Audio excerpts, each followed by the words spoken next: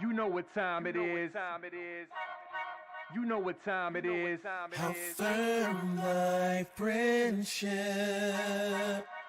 Oh, how you know what time it is. I'm raw with them boys of the fall. You know what time it is. On the ground with a nose for the ball. You know what time it is. Blood, sweat, and them tears for this game. Leaving it all out on the field with no fear for you lames.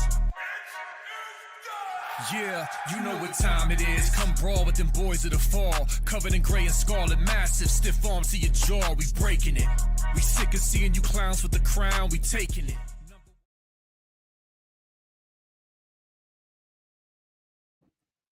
What up, Buckeye Nation? We're the Buckeye Boys. It's the BBC Mafia Family Sit Down. I'm Tony. That's TG. That's Sean. What's up, guys? How you doing? Great. awesome. How you guys been? I'm sure you've had a better week than me. So, Oh, Oh, Tony, I feel sorry for you, man. yeah. yeah, we're glad to have you back, bro. Though I mean, it Yeah. could have been much Yeah. worse. So prayers were answered, man. Could have been. Yeah, minus 1 You foot. We're back? fine. We're fine over here. We're fine. So, Lot better than what Michigan's doing. listen, Mhm. Michigan caught the hammer. Michigan's about to catch the hammer like I did. Jeez. Telling you what, guys. Telling you what, there's not a surgery in the world that's gonna fix that one. No, I promise you that. Oh man, that's a pretty crazy place to start. Like it's crazy how much that whole situation has persisted and seems to just keep popping back up. Connor Stallions is just the gift that keeps on giving, and like Michigan fans are also that gift because they still are buying into the delusion of like rumors that were started by the Ohio State fan base, like things like Ryan Day's brother. You know what I'm saying? Like Mhm. you know, Well, that wasn't started by the Ohio State fan base. Actually, Zach and Chris on Menace to Right. Sports threw that out there as a joke because they were joking. And And then the Michigan people actually bought it, which was super funny. and this whole thing, even after this report comes out, where they said it's somebody from in Schembechler Hall is the one who brought it up. Literally, they still are with it. It's insane. Well, what's insane is there was an intern that they wanted him to go rent a car out of his own money, pay for it, drive down to a Georgia game and videotape it and drive back. Told him, hey, you go rent the car and do that for us. And the guy's like, that ain't right. This is like a A low 19-year-old level kid. staffer. Yeah, Low level 20-year-old staffer. kid who says, hey, this ain't right. I'm not doing that.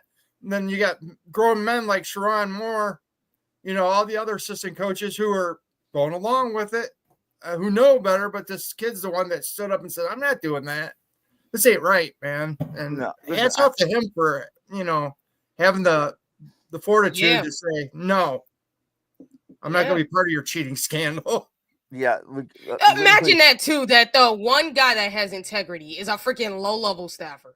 Also, Exactly. if you heard on 97.1 ticket, a former Michigan player literally said that he ain't even about this either. Like he was ripping Connor Steins and the fan base for even supporting Connor. Like, do y'all not realize what he's done to our program? He's brought nothing but shame, nothing but like just destroyed the reputation of the program. Like I applaud people like that who stand up because at least it shows me that not everybody in that program, even the former players are not, or in this case, one of them ain't. Because I'm gonna tell you this straight up: you have like 430 former Michigan players trying to sue the NCAA over like the NIL stuff, but that's not really what they're doing. They're trying to slow this whole thing down. That's what they're trying to do. Well, I'll tell you what, you got guys like Isaiah Hole, Sam Webb, Chris Ballas. These guys are scumbags. Yes, I'm telling you guys are scumbags. You know it's not true, and you guys still push the narrative that Ryan Day's brother had something to do with it when you dang well know it wasn't. And Isaiah Hole, well, we knew that, but we're still going to report it because that's what I was being told. right. You know it's not right, and you're still reporting it? I mean, pushing that narrative? You're a scumbag, Hole. Just go. They actually think that he was the one like undercover working for Michigan, which is so stupid. It's crazy. It's literally, I don't know. It's laughable, and it's funny because in this day and age, like people like Sharon Moore think like they can't recover text messages and like this is like forensic accounting stuff like that is like they catch that stuff every day. Like, and I'm telling you, like you can delete all the text messages you want, but it goes somewhere and it's somewhere. You know what I'm saying? It's always going to be stored somewhere, and outside of them prying it out of like an Apple server, usually they'll if they can get to it before that, they'll get to it. And, like, obviously all the coaches were, you know what I'm saying? Like, you saw how deep it went and how, like, everybody was involved, including Sharon Moore, like the acting head coach right now. Like, like I hope they get what's coming to him for sure. I don't know how he survives, honestly. I mean, he's probably going to get a suspension for a year with he's a repeat offender, level 1 repeat offender. He's going to get hammered. I mean, I don't know if they'll wait for him for a full year. I mean, come on. No, they'll have to. What do you think's going to happen to him? I mean, I imagine they'll have to get away from everybody. I honestly hope they don't fire him, because I would take my chances with that idiot running the program. I really would. Well, I love that. Get it, but like, keep Michigan at mediocrity. That's like saying, I mean, they fired Joe Paterno when all that shit happened. You know what I'm saying? Over at Penn State. Like, granted, now that's a very serious thing that happened over there. I'm about to say that's different, bro. It is, but still, it's the same principle of fact that, like, you hire Joe Paterno, been a coach for 50 years. You know what I'm saying? Like, and somebody's got to fall on the sword when things like they fired Jim Tressel over tattoos. Like, yeah, which was beloved. They basically ended that man's career over tattoos. Yeah, but the biggest reason was also because, like, he was lying about it, trying to protect his players, which I don't blame him for it. But, like, again, you can't lie. You can't. Himself. He lied too. Yeah, but here's the thing. Like, Michigan is not Ohio State. Like, Ohio State has principles. Like, Ohio State literally was not willing to fight the NCAA because they know if the NCAA comes after you and they're really accusing you, they got the evidence already. So, like, Michigan apparently doesn't get that, because it goes back to what I said about the players, like, their players, like, suing the NCAA, knowing that they're way past this 4 years of eligibility to get the NIL stuff. It's really just about trying to slow down the investigation in any kind of way, try to delay the punishments when it's not going to work. Because if this was, and it's not, because even everybody in the judicial system actually supports the NCAA on this. But even if this was, the NCAA could even just make the argument that, well, Michigan, these former players are all in on the fact that they're trying to stop us from investigating their program. And they can pull out all the facts and really just hurt them. Because the one thing that the NCAA can say that gets that judge's attention, we had 2 federal investigation firms helping us investigate Michigan. The U.S. Integrity, which was investigating them regarding this gambling stuff, and the FBI, because I think we all know the reason why. Because there was computer crimes, and not to mention they had like 2 pedophiles on their staff. So they could bring that up, and then once like a judge hears that, they're really going to shut that down. Because if this is what this is, and you waited this long, and it took your school getting like going through what they're going through with this investigation for you to do that, and it's not even over, because they're going to have another NOA delivered to them by the end of the 6 months. They're going to have another one, because it's going to be about the gambling and Ohio State's practice footage, practice footage of Ohio State on the Michigan computers. Like, did y'all know that? I heard something about that, but like I didn't know that much about it. That was real, man. They hacked Ohio State stuff. It had a bunch of Ohio State's like practice footage, some plays and stuff on their stuff, and it's on their computers, and it's there. They got the evidence to support that. So supposedly, Ohio State's not the only school that they did it to either. Yeah, Penn State, Michigan State, Rutgers, Alabama, Georgia. Really, Michigan State, Alabama, and Georgia are the ones that made more common sense. And there's some other schools involved too that they tried doing this to. I don't know what other one, if they successfully hacked them, but some of these they did it to a lot of schools. So they already have that on their back. That's really going to destroy them.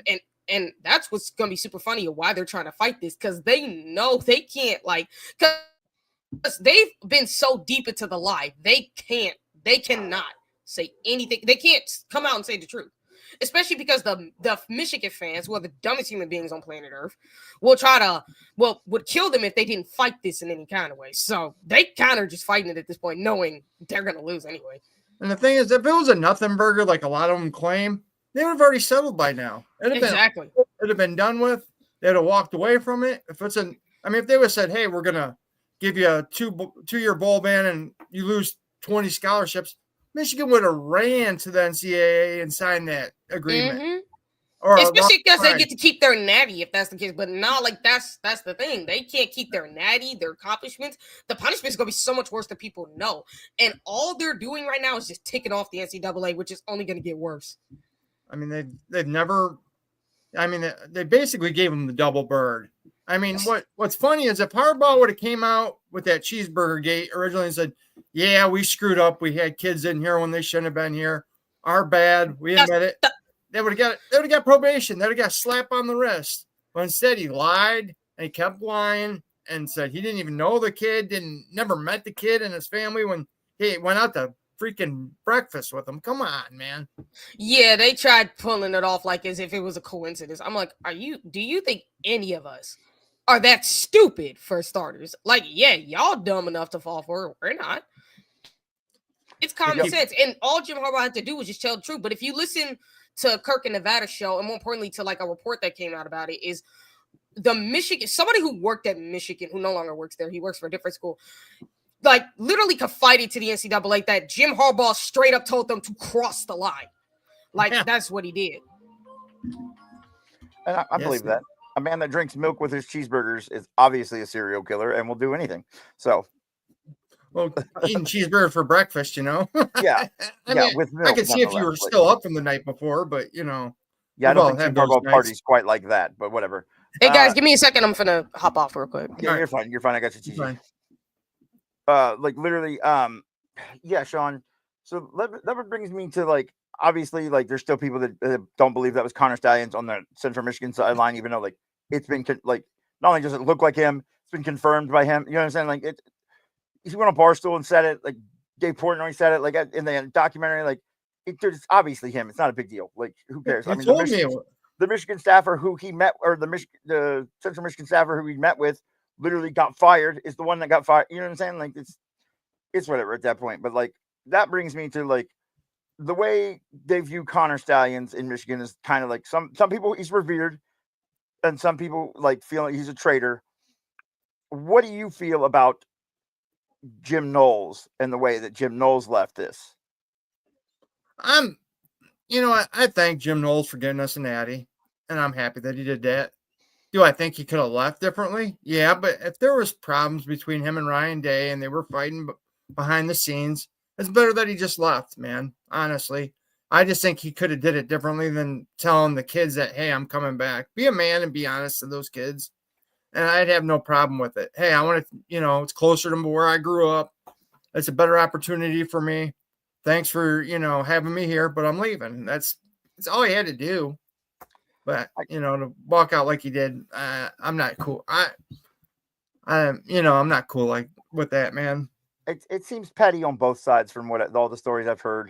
You know what I'm saying? It seems like there was a real problem. You know what I'm saying? They wouldn't let him come to the thing, whatever. Like, and the fact he on his own accord reaches out to Penn State. Like, obviously the only other somewhat rival we have in the Big Ten. It's like, damn, that sucks, man. Like, after watching that dude put together. Now, do I think he could put together an elite level defense like he did at Ohio State at Penn State? Not quite. Like, I don't think they have quite the talent over there, but they always have people like Abdul Carter and all that stuff over there that pop up out of nowhere and are killers. And that's like, you got somebody like that playing the jack position from Jim Knowles. Like, it can be a problem. But here's the problem, Tony, though. They haven't been recruiting for that defense. They haven't recruited the players that he needs to be successful in that defense. Can some of those kids, adjust and play a new position? Sure, they could, but who's to say that they're going to get it right away? I mean, it took Jim Knowles up to 3 years for his defense to finally take shape and run like a fine-tuned machine here at Ohio State. 3 years. I mean, and that's, recruiting the players you need for your defense and having the people in the right positions. I mean, they haven't been doing that at Penn State, so it's going to take him time to get his people in there and get his system in place. Yep. And, who knows if James Franklin doesn't do the same. James Franklin's it up all the time over there. So, like, who knows if he's not over there doing the same thing that Ryan Day did and keeps the cuffs on him or wants to interject, whatever. Like, James Franklin's been over there for a hot second. So, who knows if he's not involved in all the stuff, because he sure makes sure it crumbles when it needs to. So, James Franklin, first of all, is not a boss like Ryan Day. So I don't know if he ain't got the cojones like Day will to go at his team. He don't. I'm sorry. There's a reason he's a choker. It's like, because with Day, Because some Penn State fans, and trust me, and I'm talking about the small minority, because even the majority are like, they don't believe they're going to win anything just because of this guy. But, and I also have the common sense to know he has 3 years? I want to say he has 3 years to implement his defense at Ohio State. Well, the good thing is you had Matt Gary come for this year, and you have your Oklahoma State staff that you brought in to help out, to help teach the coaches the system that he runs. And he doesn't have them over there. So, how much longer do you think it's going to take for them to run that system when you have coaches that have no idea how to run that system whatsoever? Because at least Jim Knowles got to bring people with him from Oklahoma State to help teach the coaches. Who says he doesn't try to get people from this staff over there? You know what I'm saying? But here's the thing.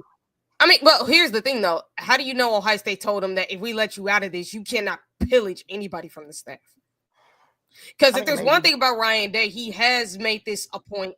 He has made this a point to say, and apparently some of his former coordinators have talked about this, that if you leave his staff, you cannot pillage his staff. He makes that very clear. You leave, you can't pillage. As a matter of fact, I think he had it in some of these guys' contracts, or if you were to get let out of your contract and you leave to go take another job, you can't take anyone from his staff, which I would say with Ryan Day, that's incredibly smart to not let anybody, I don't care if they are your former coordinators or not, to pillage your staff, which was smart. Well, if you ever look, there's a documentary on Bill Belichick and Nick Saban, and they were having an interview together, and they were talking, and Bill says, one thing I respected about Nick, when he left me, he didn't try to pillage my staff. And Nick said, that's an unwritten, written rule among coaches, is when you leave, you don't pillage a staff. You don't try to hurt the person that helped you get to where you're going. Even though now, Nick if there's somebody that can take a step up, usually they'll let, like a lonely assistant, if they're going to get promoted to, hey, I want to take this low-level guy to be my defensive coordinator. Usually they'll let him go, but they don't want people to just like what Harbaugh did to Michigan, just totally gut their whole staff. Yeah, no. I mean, but Saban's teams were, historically, what was the average length of time that anybody worthwhile was a Saban coordinator? 2 years, give or take. You know what I'm saying? And they were always gone. So Podfather in the house. What up, Eric? Hey, Eric. Podfather in the house. But yeah, I think that's what leads me to my next question is, who do you think we lose? Because Chip Kelly could still go.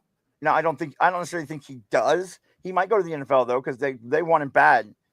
As a matter of fact, I don't see him going. First of all, I heard reports the Texans job ain't really real. All that stuff we've been hearing is not true. The Texans were not trying to hire him. He's not going to the Jaguars because I don't think he wants to coach for those morons over there, because I don't have to tell you.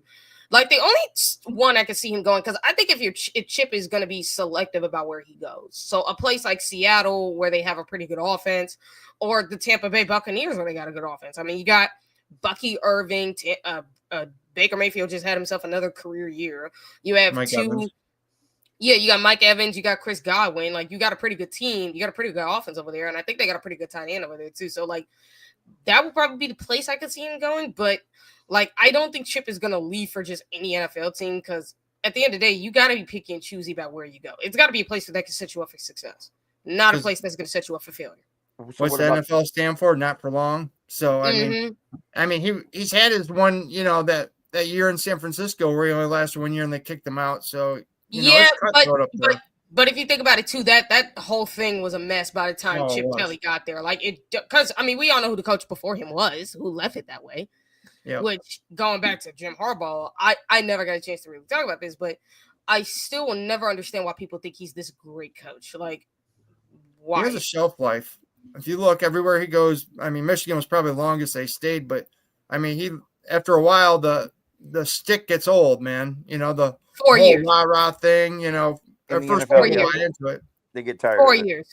Yeah. It took 4 years because when people don't realize, again, because people keep bringing up, the 49ers should have fired him. They fired him because he got old and he was ticking off the players. He was ticking off the front office. He was ticking off everybody. I said this about him before.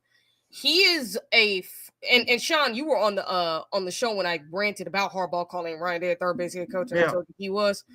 Well, it's like I said on that show, Jim Harbaugh will only last like 4 years in the NFL. He's not a guy that can last longer than 3. He's not. You can't keep him around longer than 3 years, because once you get past that, by the 4th year, everybody's burnt out by him because he's such a weirdo. Like, these are grown men. You could probably get away with that with college kids, but you can't get away with that with grown men in the NFL. You can't. No, if you got a younger team, they'll buy into it for a couple years. But like you said, after a while, it gets old and they get burned out on the whole rah-rah, stupid speech stuff. And then they're grown men. And finally, they're just like, you know what? Go sit down. Honestly, I can't. Like, the funny thing about Jim Harbaugh is like a little rah-rah. Is he's because it's very rare you're going to see any of us agree with Paul Feinbaum because he's such a moron. It's very rare you're going to see this, but I do agree with him when he called Jim Harbaugh a fraud, because he is. He's a freaking hypocritical fraud who's never been good. Like, the guy's not a winning coach. He's never been. Like, when you think of what he's done at like Michigan versus what has he won, I can discount the last 3 years. Yeah, losing record in bowls. Like what were you doing? Like, you look at Ryan Day, you sent the text, you sent it in the group chat, Sean, about comparing Ryan Day's 6 years at Ohio State, his first 6 years, to Jim Harbaugh's, and what Ryan Day did in that 6-year time period compared to Harbaugh. So Eric from the Ohio podcast brings up a good point here. He said, would you guys take Kevin Wilson back as OC if Chip leaves, or as O-line coach if Fry leaves? Because they're talking about Fry to the Bears. You know what I'm saying? Kevin Wilson, I would. I would. I don't think Fry's going to go because, for starters, the Bears is such a. I've seen this team. It's such a turbulent organization. It's a dumpster fire. Yeah, I don't think he's going there because even he knows that. And secondly, unless you want to deal with a dog crap of a quarterback, no. Yeah, like, so I would. Organization is mismanaged from top to bottom. It's garbage. I mean, dude, which quarterback would you rather have, Caleb Williams or Justin Fields? Justin Fields every time. Yeah. Exactly. Who would you rather have, a Ryan Day quarterback or Caleb Williams? Ryan Day, of course. Like, you would have any quarterback over Caleb Williams. Like, I did a whole thing about the draft where I had Jane Daniels number 1, Drake May number 2. I actually had Michael Penix Bonix like 3A, 3B, because I did not know between the two who's 4. I did not. So it was a pick or college for 47 years apiece. Yeah, so like, and they both are like equal to one another in my opinion. The only difference is Michael is just a lefty. That's it. But they're both the same. Thing is with Kevin Wilson is like Day knows him. He trusts him. I mean, when Kevin Wilson left, you could see Ryan Day kind of took a little bit of a step back because he didn't have that guy that he could lean on and trust until Chip came here. Then I mean that just brought Ryan back up. And I think if Chip does leave, to replace him with Kevin would be a great replacement, Eric. And I also think if Fry leaves, Kevin Wilson would be a great replacement also because he's coached offensive line. We also, I would also bring him in. You don't have to like bring him in to be the online coach though, too, because you also have Tim Drevno. I think a lot of people tend to forget that. You could bring him in to. You could also bring Kevin Wilson in to like help run the offensive line room though. That like pretty much like what Tim Drevno is doing now. You can have a million coaches there now. It doesn't matter. Just bring him in. Like, who cares? You're on the team. Fine. Well, I like the analyst side of stuff too, because like analysts can finally coach like they do in the NFL. Like now, analysts can coach. Now they're not going to get paid a lot of money, but they're going to get paid a good enough. I mean, the guy's got a great. He's got a great offensive mind. He's coached the line. He's coached quarterbacks. He's coached tight ends. I mean, there really isn't a position on that offensive side that Kevin Wilson hasn't coached. So I mean, and Ryan Day trusts him. So I think that's a great point, Eric, and a great replacement to bring in if either one of those guys. And he's one of the few guys I think that can have an argument with Day, like can really like go hit. Speak his mind. Day respects him. Yeah.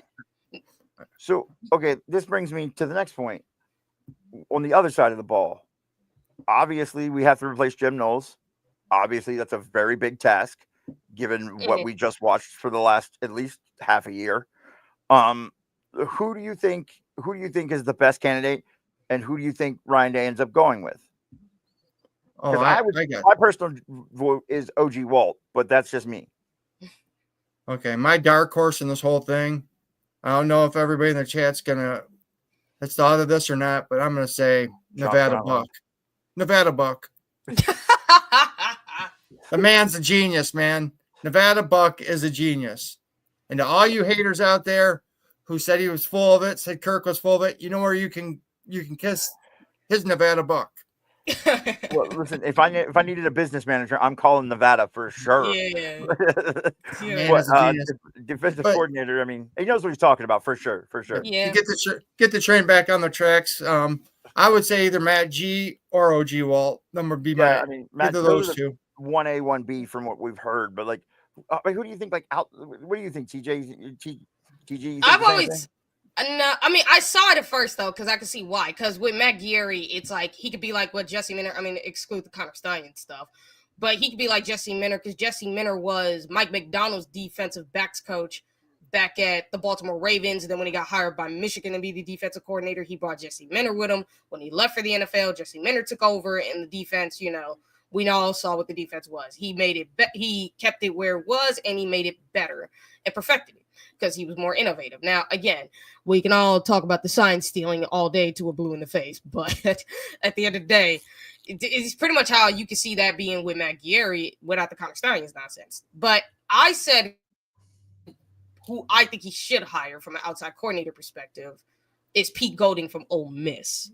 And I said that's who he should hire because he runs a very similar defense to Jim Knowles. He runs the 4-2-5. Difference is he does not require the jack position. He does not care for it. Now, if you want to bring in that position, he can do that too.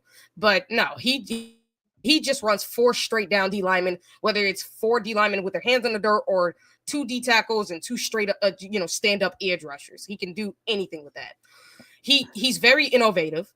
He runs the defense in a way where it's pretty similar to Jim Knowles, except it's not going to give up that many big plays. Because I will say with Jim Knowles' defense, what I have had problems with his defense, even this year, was giving up way too many big plays at times. Even in the playoffs when we were dominating, if you watch the Notre Dame game, they gave up some big-time plays at times.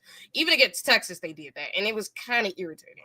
Now, again, I can understand it because that's going to happen, but there are too many instances with Jim Knowles' defense, whereas when I'm looking at Pete Golding, he has a great way of containing the quarterback without cage rushing, which was my biggest issue with Jim Knowles, which is, dude, can you contain a mobile quarterback without cage rushing someone? You should be able to do that.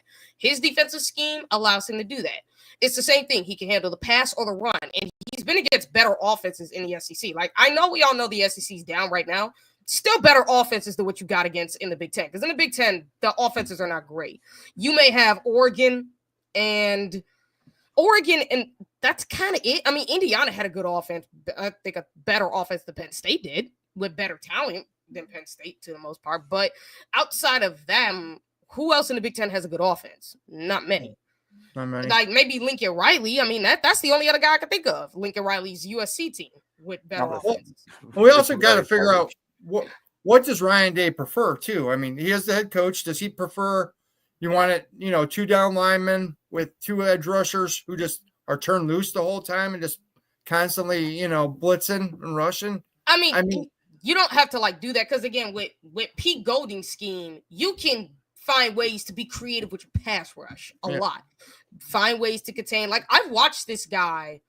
I watch his film. I've always told Devin, I think you should watch his film because if you watch his film, and I've even watched him break down his own defense, and I've said, oh my God, if Ohio State got this guy, man, the defense would be just so suffocating because I watched his defenses back at Bama and I watched his defenses at Ole Miss. It's literally the same because obviously at Bama it was better because you had better talent at Bama than what you got at Ole Miss.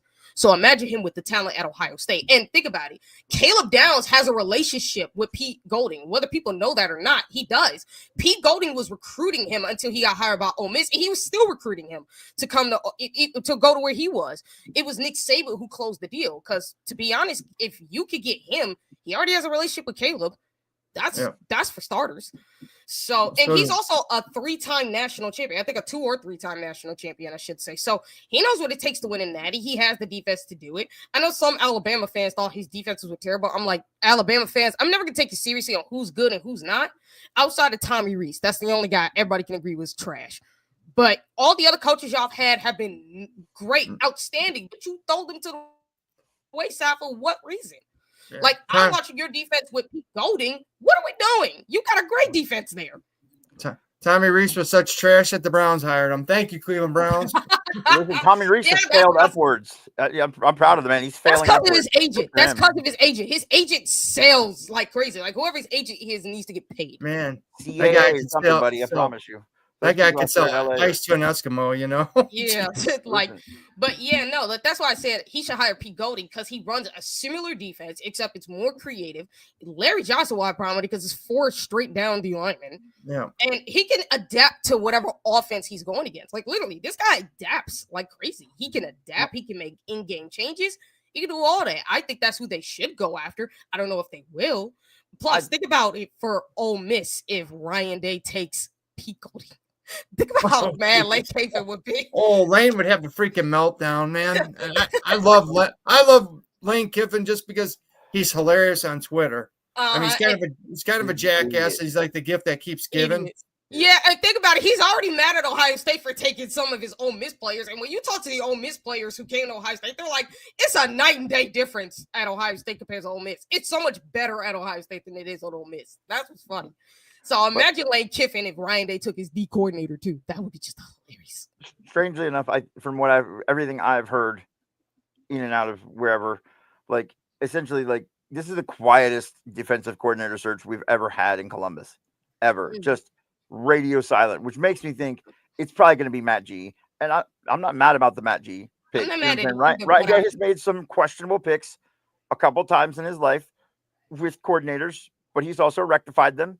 And you know what I'm saying? Like I trust the man at this point. Like, I mean, again, he's hired some great coordinators. It's just that there are times where, like, we talked about the Kerry Combs one. He wasn't meant to be the D coordinator. It's just that Joe Hafford took off before Ryan Day even knew. Well, that was the thing. And he wanted Combs to not call the defense, but he wanted him as a defensive back. And the only way Combs could get out of his contract because he was in the pros is if he got a promotion. Yep. So Kerry Combs, great recruiter, great DB back coach, horrible defensive coordinator. I think we can all, Yeah, and here's what I will say. Even if they do hire Matt G, okay, is he going to still be the defensive backs coach? Would be my question. Well, he was the safeties coach, so. Yeah, that's what I mean. Is he still going to be the safeties coach? He could be. I mean, could be. He also, though, like, I think we just do what Ryan Day's been doing and keep assembling the Avengers. Just keep hiring all the great people you can get on staff as an analyst or whatever. You know what I'm saying? You got all these NFL guys in there, O.G. Walton, Tim Drebno, and you know what I'm saying? Like all this stuff building up. Like if you just keep assembling the Avengers over there, like what's going to stop you? Then like somebody leaves.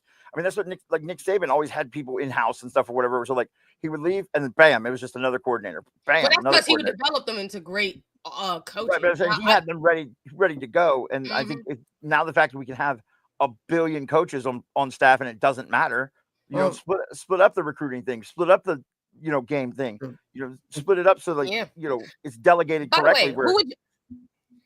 By the way, who would y'all actually hire to be the quarterbacks coach in case because I know Chip Kelly is recruiting now, but if he doesn't want to recruit, who would you hire? Just curious.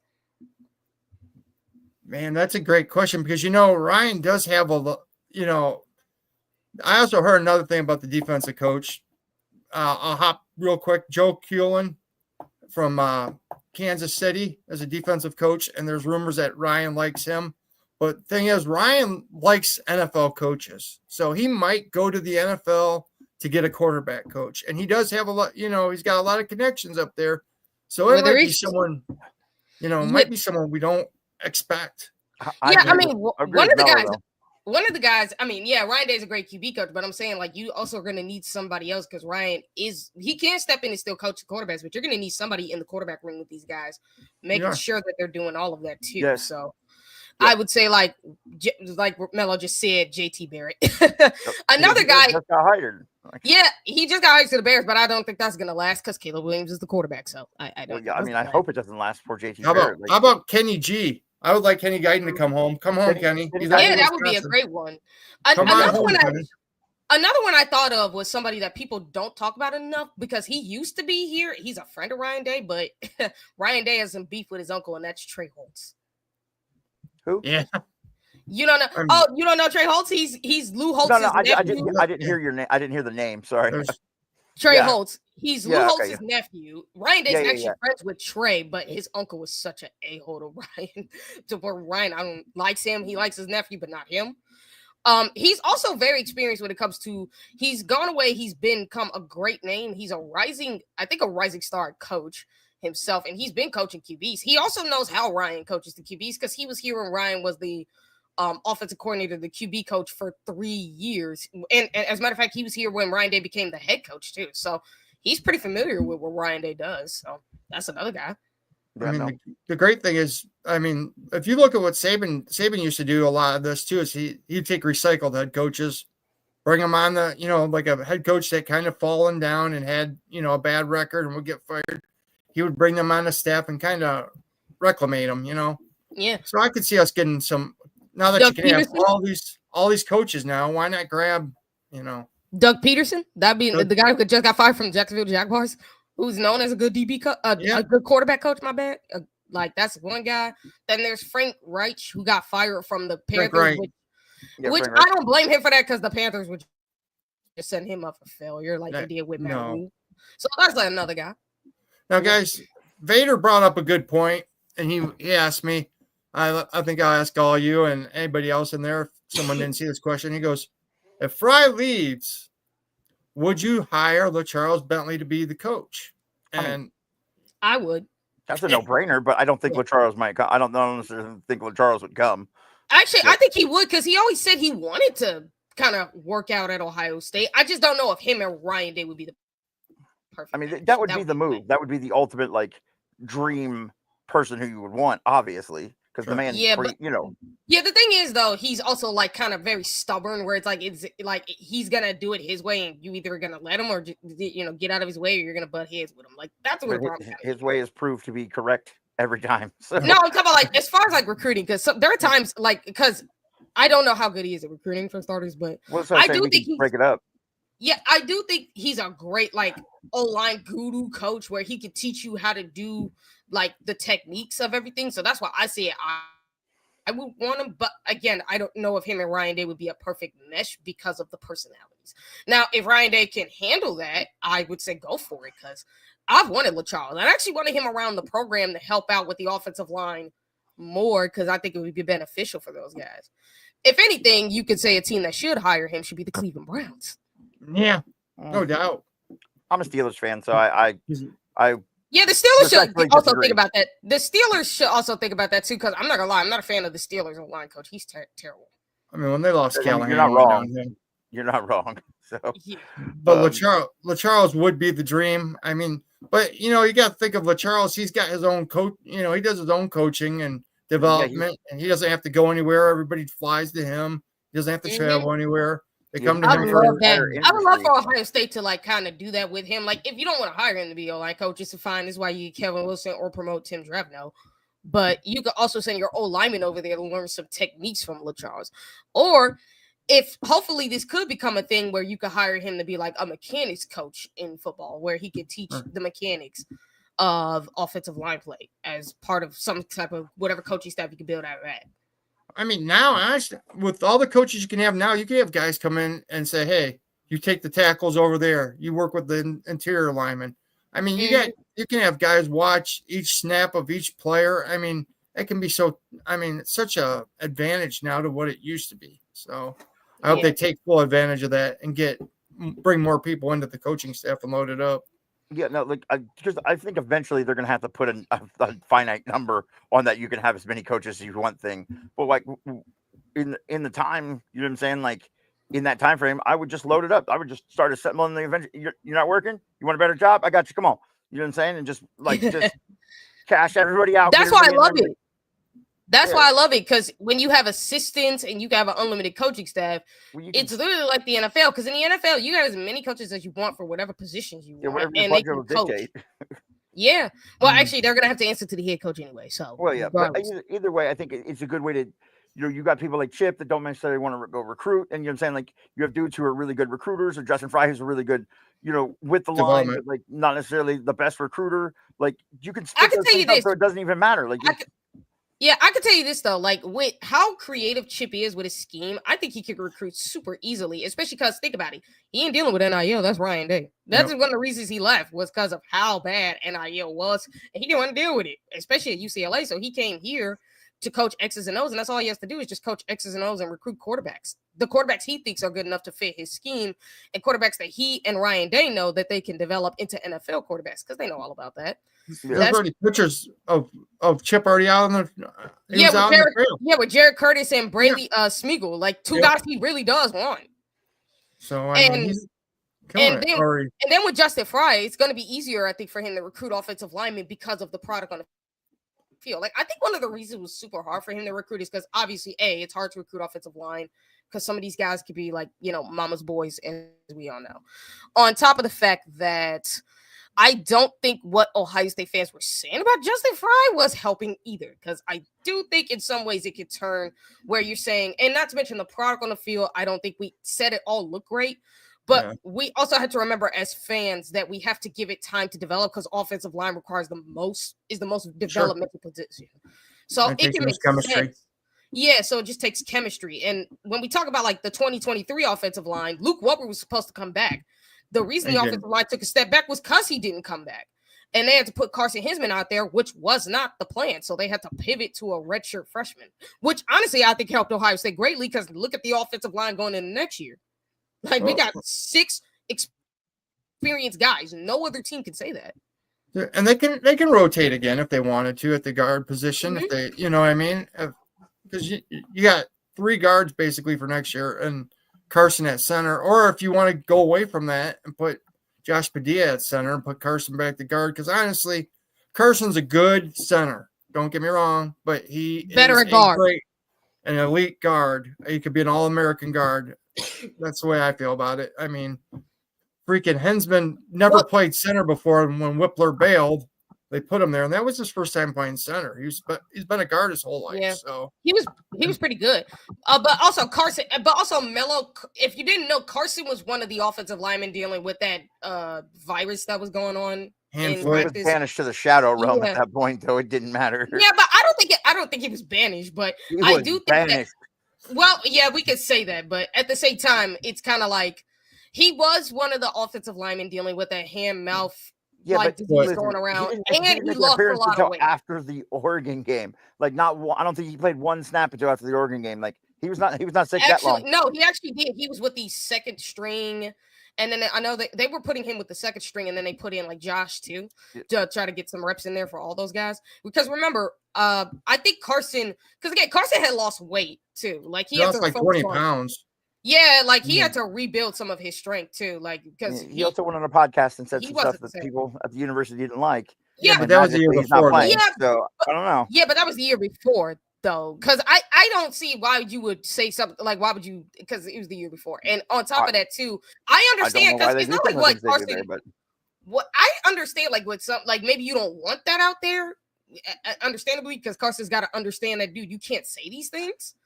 You can't put that out in the open. I get it, but it's not like what Carson said was wrong. Like, first of all, us missing out on Justin Scott, I was kind of like he went there for NIL. Same with Jordan Lyles, but it's kind of like, was that really a bad thing? Because look how much, like, look at what they did in Miami. Because Jordan Lyles, he's good, but he ain't. I think James Peoples is better than him, and Justin Scott. I mean, dude, Edric Houston is better than this guy by a mile. It's not even a discussion at this point. Because if you saw Miami's defense, including their D-line, man, their D-line was trash this year. It was not good. And they weren't getting no pressure. They were getting pushed around. They were getting bullied like crazy. So, like, that's one of the bigger problems. So, like, when I'm looking at how Justin Scott played, and I'm looking at Jordan Lyles, I'm like, and then I'm looking at Edric Houston, and I've even seen, and we've seen in the little snaps James Peoples had that the dude is promising. He's got that some of that explosiveness to him, and he's got that playmaking ability. It's like, am I mad that those guys left? No, because you pretty much showed your true colors to Ohio State, and Ohio State said it before. They hate kids like that. They don't want kids that are just about NIL. Like, you about the money, you can see yourself out. Well, Mark Fletcher was another one of those that went down there. I mean, I'd rather have Peoples than Mark Fletcher. So, I mean, sometimes, when we think, sometimes, when that happens is, we're better off and we don't know it till it happens. So yeah, I mean, pretty much. I mean, we say this about all the offensive linemen that Justin Fry misses out on, and we end up finding out these guys stink. Like, offensive line is one of the most I don't never care for the star ratings with offensive linemen because we never know. It's the hardest position to evaluate. Like, it unless takes the you're longest to develop too. So. yeah, like unless you truly know how to be an offensive lineman, like Justin Fry played the position. And I'm not saying every coach that plays the position knows how to coach, because you can look at Jim Harbaugh and what he does with quarterbacks. This dude never developed a good quarterback in his life, and this dude played it. So it's like, make it make sense. But a guy like Justin Fry does know it, and the fact that he's able to coach it as well as he has, he's been doing it for years, even long before he got to Ohio State. He knows how to evaluate good offensive linemen. Like, I don't understand for Ohio State fans, why do you care about 5 stars? Offensive linemen, we should not care. We have literally had 3 stars and 4-star offensive linemen that turned out to be way better than the 5 stars. 90% of the 5-star offensive linemen turn out to be bust. You only have like 10% that turn out to be good, and it's because they go to a place like Alabama or Ohio State where they turn out to be really freaking good because they get developed right. I think what everybody was getting mad about is because the numbers were so low, and he was only putting out so many. I mean, Devin did an awesome job. He broke it down on how many offers that Ohio State was sending out compared to these other schools.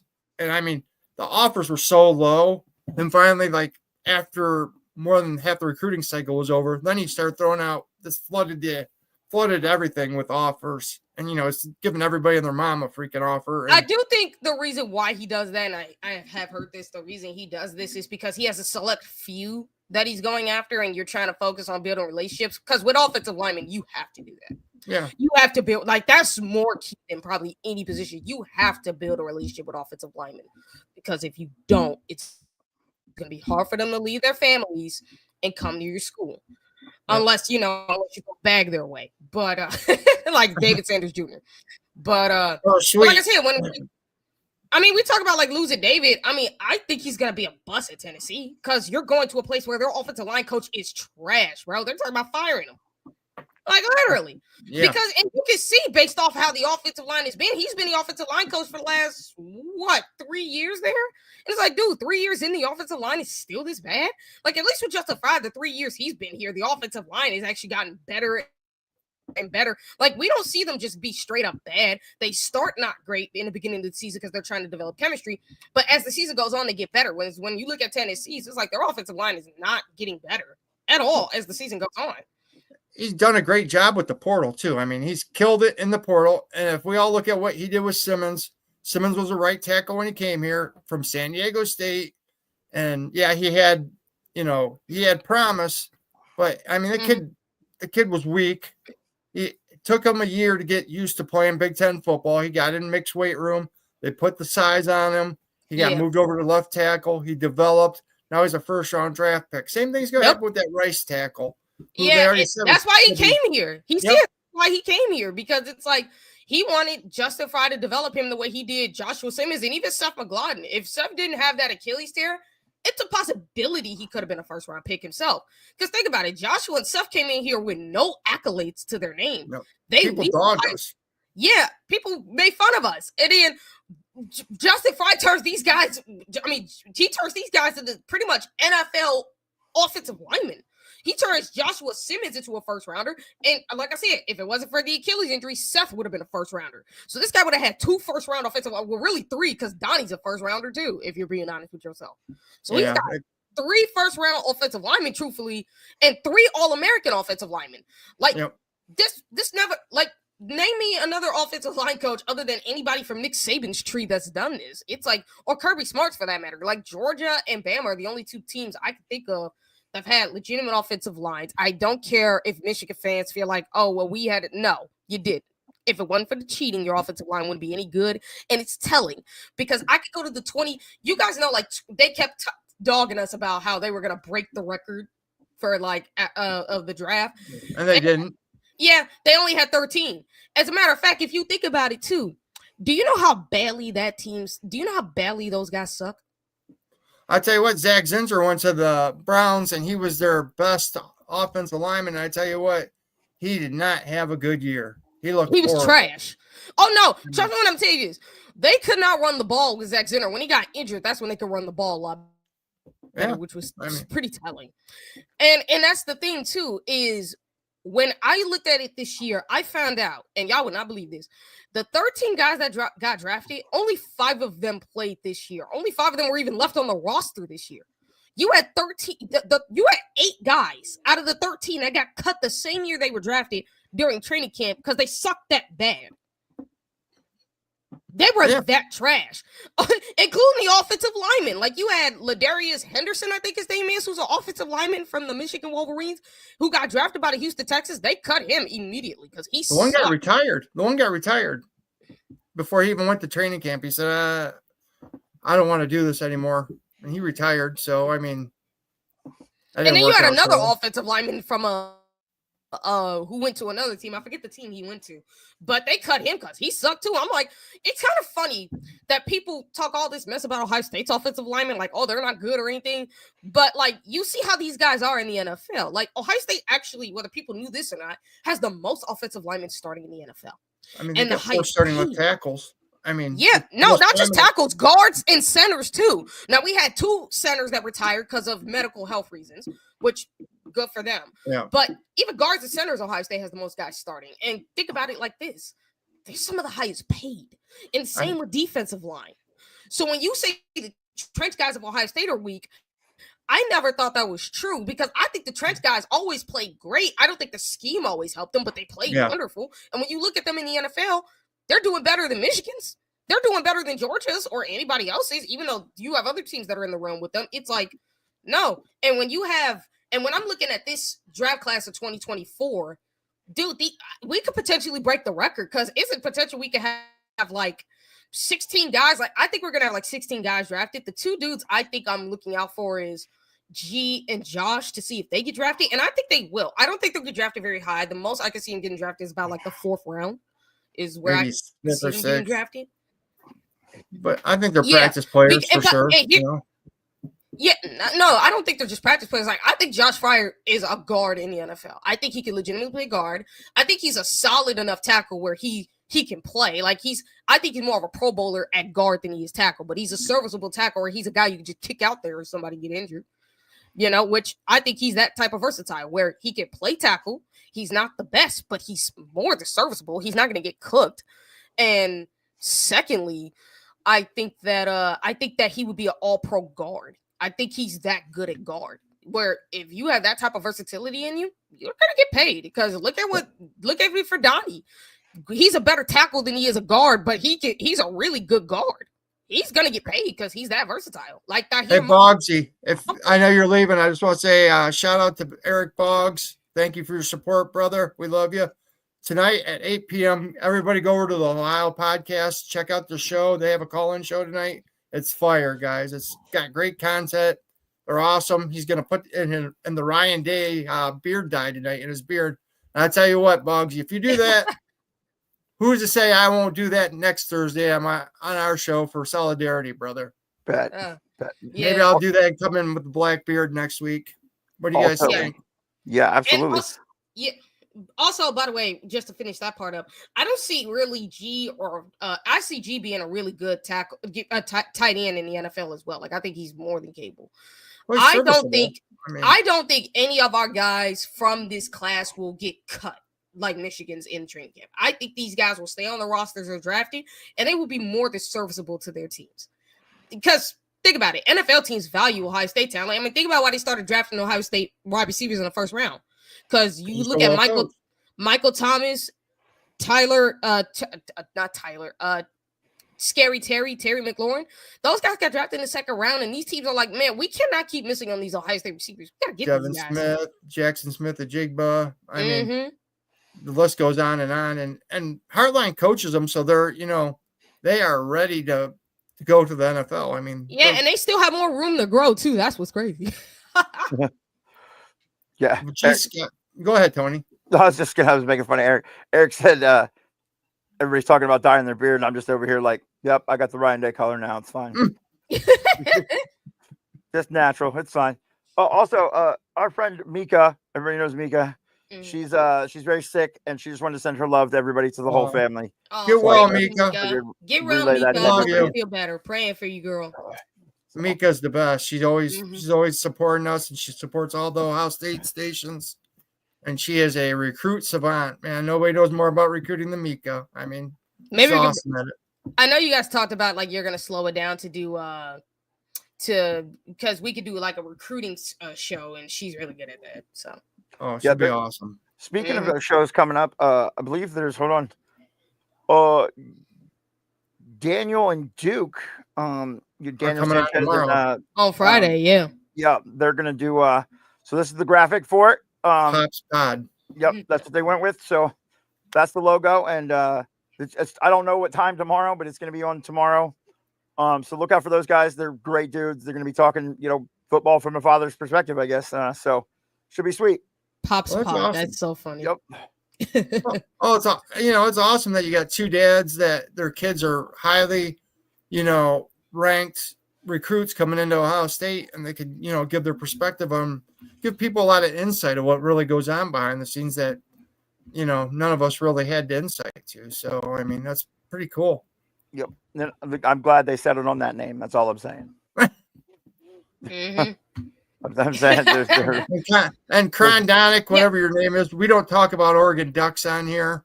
Oh yeah, we talk about champions, national champions, maybe. Trolling. That's all it is. Which I don't mind it. But by the way, I did see a comment talking about they're not sure if G Scott in the NFL. I think again he's a serviceable NFL tight end. I'm not saying he's going to be a freaking superstar.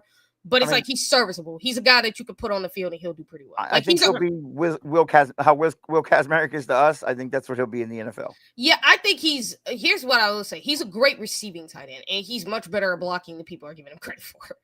Like, as a receiving tight end, he's more than serviceable. I think he's really good. And then as a blocking tight end, that's where he's like the serviceable, because that's where he's gotten better. He's great at it now, but it's like let's not forget, great, but he's pretty good. Let's not forget he came in as a wide receiver. So yeah, and he didn't have. I mean, he's got the frame, but he didn't have. He had to add so much weight. And you know what? Each year he's improved, so he's got a lot of room to grow. Not only physically, but mentally, to learn a lot more about the game. The position. So he could develop into a really good tight end. He really could. At least he's serviceable, but at most, I think he could be a starter. I mean, there's no doubt about it. I agree. For sure. Puts in the work. So yeah, we're getting close to the time here. I don't know if anybody. I know everybody. I thank everybody for all the well wishes in the chat and stuff for the last few days and whatnot. But like I've been telling people, like what happens? I broke the bone in my foot that connects your foot to your leg, and so like they had to go in and remove it, break the side of my foot, do all that stuff, put pins in there and stuff. It wasn't good, but I appreciate everybody helping and you know what I'm saying, and all the well wishes. You guys are great. We should have a national championship shirt coming out here soon, if all goes well and I can stand the design long enough to do it. But that's about my final thoughts on the everything. See some more craziness happen in the offseason. What about you guys? Okay, for me, I'm gonna talk to Penn State people, mainly the podcasters. How delusional are y'all? Seriously, that's my question, because I watch these podcasters and they think that because Ohio, like, do y'all really believe Penn State is close to Ohio State because they took Jim Knowles? Like, Sean, Tony, do y'all actually believe that? I don't. Because I don't. No. Like, that's the thing. They think because, like, these people, you have people in the media literally saying that, oh, well, Penn State might have closing the gap and weakened Ohio State because they took their D coordinator. It's like, guys, do y'all think this is something new for Ohio State? For them losing D coordinators? Like, yes, he went to Penn State's not even a rival. Like, a rival to Ohio State is really Oregon between the two teams, just because Oregon's legitimately beating Ohio State. Penn State's a severe step down because, first of all, you ain't got the talent like Oregon. You're not a rival like Michigan. You ain't done nothing. And let's be realistic. Go back to 2018 and 2021. Two of the worst defenses in Ohio State history. You lost both them games. So even when Ohio State was at their worst, especially defensively, you still lost. So, like, what are we doing here? Why are we talking about this? Why are we saying that they're close to us just because? Jim Knowles is a good DC. I'm not going to take that away from him. But he had the talent on this defense to help him out. Because one of the things that was wrong with Jim Knowles' defense back at Oklahoma State, while it was good, you didn't have the talent. So it was pretty easy. If they went up against a super talented team, they were going to get cooked no matter what his defense was. When you have the talent on defense to match the talent on offense, that helps greatly, especially because these guys can make plays. And he ain't got that at Penn State. I get they have good defensive lines, but Ohio State's D-line, like, you could chalk up a W on November 1st for Ohio State because you're still going to lose. Because, get this, the offense of Ohio State's going to tear apart Jim Knowles' defense because, first of all, you ain't got the secondary. Your secondary absolutely sucks. Your freaking linebackers, really good, but ain't proving nothing. And then your defensive line, it's going to take a step back because you ain't got Abdul Carter. The only defensive lineman you had on that D-line that matched Ohio State's was literally Abdul Carter. The rest of your D-line was just pretty much just guys. That's it. Like, just a bunch of regular dudes that Ohio State pushes around all the time, and Michigan. So please stop saying that this makes you closer, because it's not closing the gap. There's still a gap because offensively you ain't got no talent, and defensively you're not even close to where Ohio State does have talent. Even if Ohio State is losing talent, we still got more guys coming in. You got a freak like Edric Houston. You got a freak like what's his name? Caden McDonald, who we compare to like to Ty Hamilton and Tyreek Williams. I ain't got to tell people how dominant those two were, especially Tyreek. Just a little bit, No, Tyreek was really dominant, especially because this guy, if you put a guard on him, just one guy, he was going to push that dude 5 yards into the backfield. But this guy could also dominate double teams. It was crazy how much this guy dominated double teams. Like, go back and watch. This guy was dominating double teams. Then you go back to, like, Ty. He became a dominant D tackle. So, like, as time went on. And he's a lot like his brother. So, I think he's going to have a great NFL career. Well, he was an unsung hero on the team. He didn't get, he wasn't flashy, but he was solid, and he was always great. Mm-hmm. So, didn't make many mistakes. Yeah, and Kenyatta and Caden, they may not be Jack and JT, but those guys can make plays, man. Like, do you watch these guys in the playoffs? So, like, for Penn State, please stop thinking you're anywhere close to Ohio State. You're nothing more than a B-tier program. Ohio State's an S-tier. Until James Franklin proves that he's anywhere close to Ryan Day, even close to Dabo Swinney, because I would take Dabo Swinney over James Franklin. And Dabo's not that great right now. Yeah, no, they're both pretty pretentious and horrible. So, I don't know. Right, but here's the difference, Tony. The difference is, like, Dabo's actually won a natty, too. If we're being honest, like, he actually can win. I hate Dabo more than James Franklin. So. No, but here's the thing: we can hate him, but you got to be truthful about this. Is Dabo proves he can win the big games? Dabo's proven he can get it done. Dabo proved before, but Dabo's way washed out now. Dude, Krondonic said you guys Oregon had to throw Ohio State the bone. More like Ohio State, right? Put you down and threw the bone in you punk. So, I mean, come on. Hey, Kron, let me tell you something straight up. Your defense was trash. Even I can see that coming because your defense against Ohio State the first time was getting torn up. You managed to go up against Ohio State's defense, catching them off guard the first time, giving them your best shot, and you only won by 1, and Ohio State should have won the game by 2 touchdowns. So think about that. Your team can barely beat Ohio State when they're not playing their best. But when they are playing their best, they ain't on the same footing as Ohio State. Not even close. It's not a discussion. 34 in the second game. So what are we talking about? Yeah. No, I'm just kidding. I'm kidding. No, they couldn't do anything. So, like, you got 34-0 on the number 1 team in the country. Like, you essentially boat raced them. It's over. I'm gonna tell you straight up too. Like, I'm gonna tell you this: if Oregon was to get Jim Knowles, I would have been more worried about Oregon than freaking Penn State, just because Oregon at least has the talent that Ohio State does. Like, that's just because of that. You have the talent at least to where Jim Knowles' defense can take it to effect. Whereas when you're looking at Penn State, they don't. So, like, I could take Oregon seriously as a rival, unlike Penn State, just because at least Oregon can recruit like us, even though they don't got the culture we do because their culture's all money. I mean, you touched Bear Alexander. Ohio State wouldn't touch Bear Alexander with a 100-foot pole. That dude is all about money, and that's telling what your culture is. I'm not willing to call Oregon a rival just yet. They can wait their turn. Here's the thing. I'm willing to call them a second-tier rival just because they actually have legitimately beaten us. Even if they barely beat us at our worst, at least they've shown that they can beat us. Whereas, like, Penn State, the one time they did beat us was on some fluky-ass block field goal. Fluke. Hey, guys, we need to call an ambulance and get some cream for Krondonic because Lacey just burned his ass. Nah, she did good. Clap. No, I'm not going to go there. I'm not going to say all the love to Lacey, baby. Yeah. Yeah, girl. Clap those cheeks, baby. For sure. Spread cheeks, not hate. All right, kids. All right. Hey, all right, we're off the rails here, guys, but I just want to say before I leave, I'm glad our brother Tony is feeling better and he's on here tonight. I want to give a shout out to all our faithful followers. Vader, Lacey, Mello in the house, Christopher Sowers, Steely Matt, my homie from way back, and even little Johnny Oden, who's on here checking us out, spying from the Michigan Spy, which I give much props because he does have a heck of a show. Johnny Oden, much respect, bro.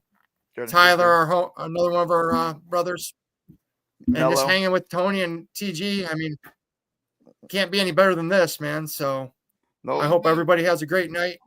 Please go over to Scoop, check Scoop out. Then after Scoop's done, check out Eric and Chris on the Ohio podcast. Until next time. Until next time, guys. Oh, wait. Ayo!